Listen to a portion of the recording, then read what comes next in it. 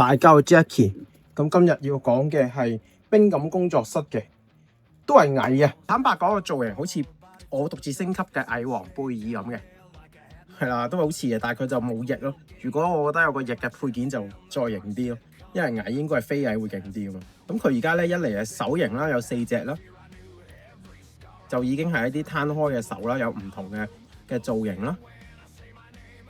咁跟住另外咧，佢冇乜配件啊。即係冇乜武器配件，全部都係手型嘅。一個支架啦，一對拳頭啦，我唔明點解唔係4隻啦，係一對啦。跟住一對咧就係揸武器啦。咁變咗其實即係佢淨係可以2隻手揸武器嘅，另外2隻手揸唔到武器嘅。我覺得其實呢啲揸武器應該係要4對嘅，因為喂大佬啊，我可以即係阿修羅咁，即係幾隻手都攞武器啊嘛。阿修羅就係有六隻手臂嘅神子嚟噶嘛，咁嘅，所謂類似嘅設計啦。咁嘅，咁跟住佢就有啲唔同嘅爪啦，係爪地嘅姿勢啦。咁就呢度有一對啦，呢度4隻啦，可以換晒佢嘅。咁都係有唔同嘅幅度啦，咁樣嘅。咁跟住佢另外咧，都仲有嘅一啲爪啦，又係擒地啦，有唔同嘅。咁呢啲就好似好似嘅，呢個咧就一對嘅，呢度咧就一組嘅，俾你4隻換晒嘅。跟住另外有2個咧就係。即係將隻手咧變成尖爪咧，去尖刺咁嘅樣咧，去吉敵人嘅。咁其實但係又好奇怪嘅，佢係得2個嘅。你有4隻手啊嘛，咁你又配件得2個咯，即係同個拳頭設計一樣咯。個拳頭你唔係俾4個我咯，或者揸武器又唔係俾4個我咯，就俾2個我。我覺得呢個 concern 好奇怪嘅。佢有2個蟻頭嘅，咁個分別咧，其實咧就係個蟻嘴咧有一個咧係有牙齒嘅。我放大少少先，睇下睇唔睇到啊？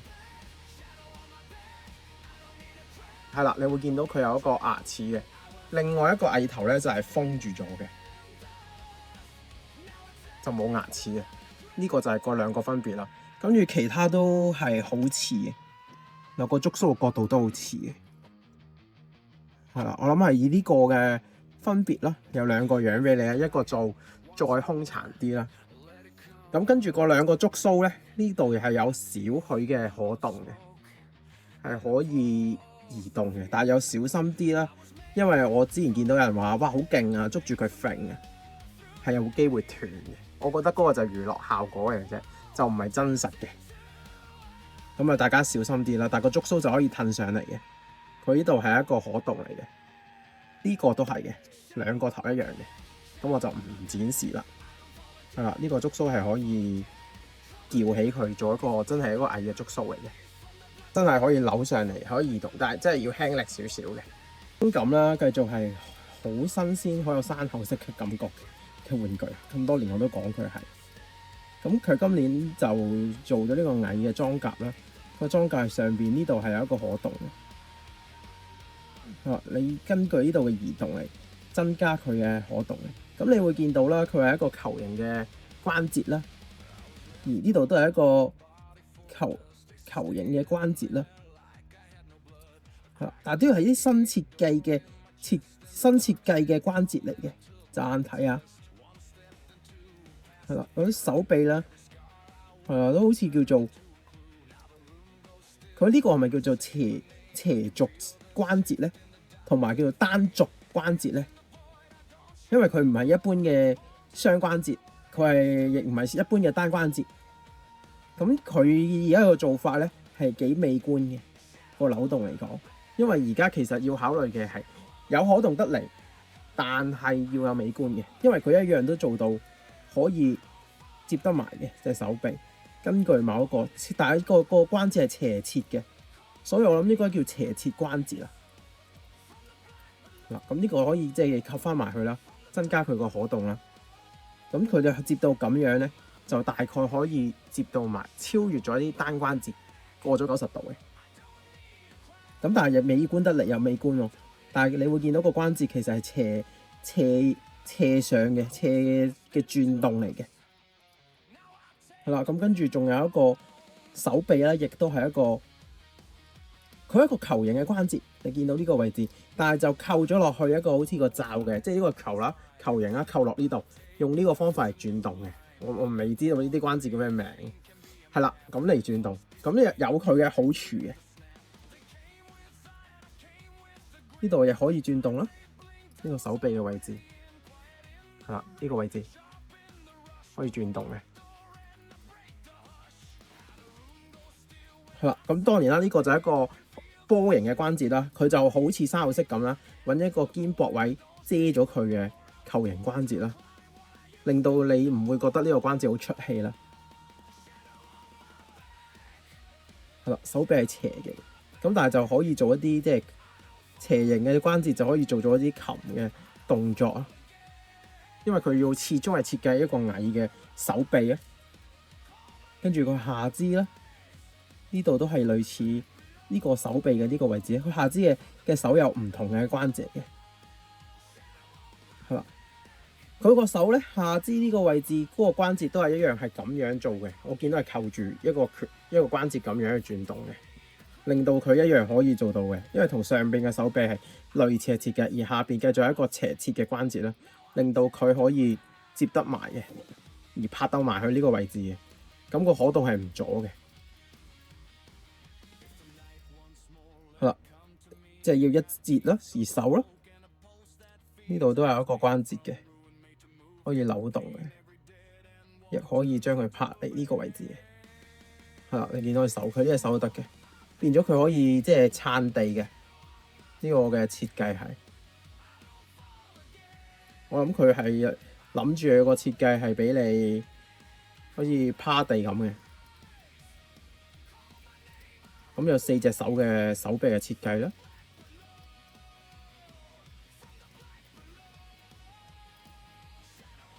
個頭部咧，亦可以向後呢度塌翻埋先，向後咬啦。跟住你嗰條個頭可以轉動嘅，你喺兩邊都得嘅，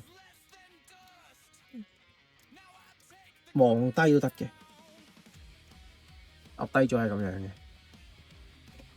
你會見到佢嗰個關節嘅位置啊，跟住上半身啦，呢度有一節嘅，跟住呢度第二節啦，第3節啦，幾好嘅佢呢個設計，你都唔會覺得佢係扭得唔順嘅。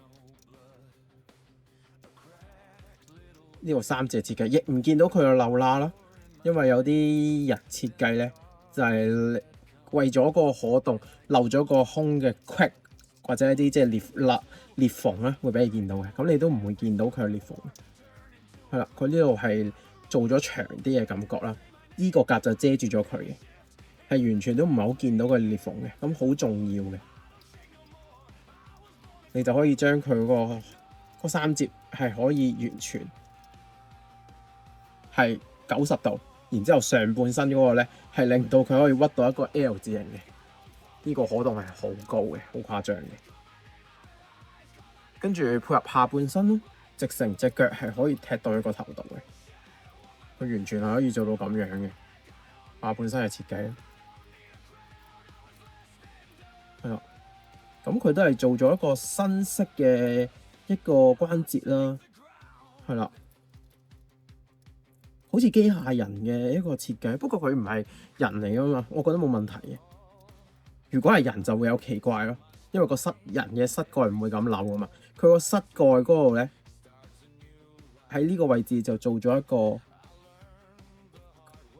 軸嘅一個單軸嘅關節嚟嘅，係啦，喺呢個位置嘅，係啦，呢個單軸嘅關節咧，令到佢可以接埋嘅。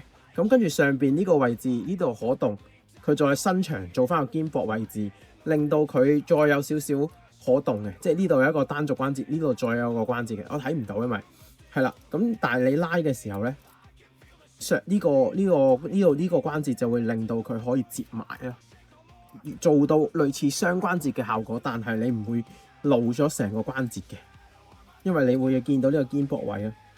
係啦，當然啦，你呢個位都會露到佢嗰個單軸嗰個關節喺呢度啦，出咗嚟啦。咁但係少許啦，還可以接受嘅。係啊，咁因為即係技術嘅問題啦。但係我覺得真係幾大嘅一個設計啊。係啦，相對呢隻腳就唔可以踢過，唔緊要嘅，你都唔會隻腳再踢嘅。相對佢隻腳咧就會俾呢個蓋頂住，所以佢唔會踢超過90度嘅。係啦，但係拍落嚟你會見到好舒服嘅個關節接埋，咁已經夠啦。跟住下邊啦，呢度咧亦係有一個一節嘅關節啦，可以令到佢有接地啦，同埋令到佢呢度隻腳踝咧可以踢多下向後踢嘅。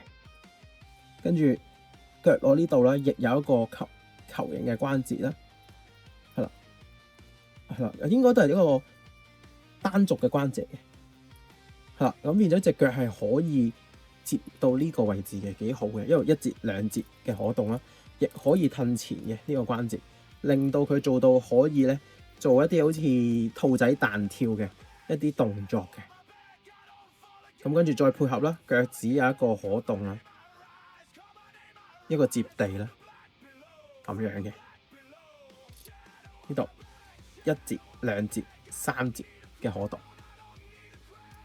而呢個亦可以轉動嘅，好緊要話俾你聽可以轉動嘅。而呢個就唔得嘅，呢啲單軸嘅。咁呢個應該係球形關節嘅，可以轉動嘅話，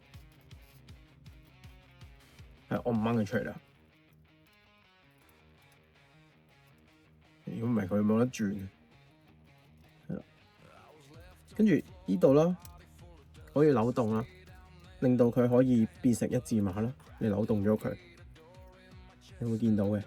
咁其實而家即係冰感我之前已經係類似呢啲嘅設計啊，即係下腿嘅設計啦。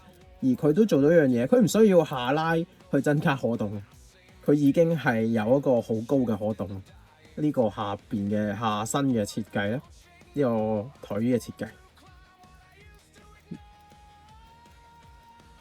我見到好多即係好明顯有啲新嘅設計喺度，增加咗個可動啊！好滿意佢呢個可動嘅，好誇張。呢個就掉咗佢先，非常誇張嘅一個可動。個下身嘅可動就係咁樣嘅。溫差嘅 Rollman Key 啊，冰感嗰個身，其實大家下邊嘅腳都係啲新式嘅設計嚟嘅。係啦，好似係真係叫做單軸嘅雙關節，係啦，一樣嘅。不過咧，嗱，佢係似人多啲，你就會覺得好奇怪啦。呢個變咗弱點，但係如果你係嗰啲咩本身覺得係非人又或者係機甲嘅設計，你又唔覺得真係奇怪。但係其實大家係類似嘅膝關節設計嘅，大家露出嚟嘅關節係一樣嘅，係啦。咁我覺得暫時係技術上嘅問題啦。你問我嘅話就唔知點解係螞蟻，即係大家都做蟻啦個題材啦，冰感係冇咁大衝突嘅，唔知點解。但係即係 Rollman Key 咧係好大嘅衝突，可能佢又大啲啦，同埋佢又真係好割眼啦個關節，而冰感係唔係好割眼啊個關節，所以大家其實係同一件事，你都硬係覺得 Rollman Key 係佢弱點啦，蟻你就未必會講到佢係弱點。咁當然呢個我都覺得係弱點嚟嘅，我覺得係即係進步緊嘅嘢嚟嘅，即係仲可以有得進步，都已經係做得唔錯。因為可能你屈膝你都係可能係遮住嘅，係啦，其實睇唔到嘅，係啦，反而咩咧係睇到嘅。我諗就分別就喺度咯，即係大家向某啲角度嘅睇法。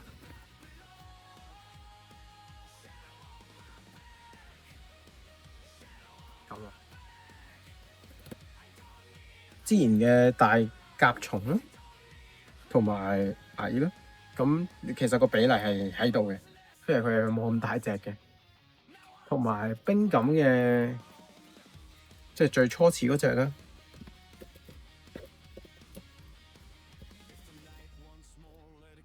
其實蟻係冇咁大隻嘅，咁但係你會見到進步嘅，慢慢進步嘅，由呢個類似生蠔式嘅好生蠔式嘅感覺啦，慢慢進步到係一啲新式嘅雙關節啦，進步到而家一啲再先進啲嘅一啲設計啦，係啊，你會見到一個飛躍性嘅進步喺條拉度嘅，真係好強，我覺得坦白講，但真係好串咁咯。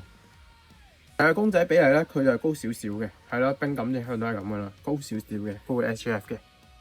最後啊，值唔值得大家買咧？我覺得手型其實就應該揸武器嘅手應該有4對咯，佢俾咗兩對嚟，跟住插完嘅手應該係4對咯，係呢啲嘢咯，同埋一係就俾啲武器咯，咁係少咗啲武器，我覺得少咗啲玩法咯。而其他嘢我覺得都係正嘅。而個可動真係做得非常好。今屆2026年推介玩具入選啦，必入選。冰感工作室真係勁，但係我覺得佢都係做生意嚟講，佢都幾抽寸，係咪？咁咯，真係唔係讚佢咯，咁樣佢嘅產品，佢哋而家好多嘢出啊都。好，我哋就下條片再變啦。我係 Jackie，主要講1:12、1:10嘅玩具嘅，拜。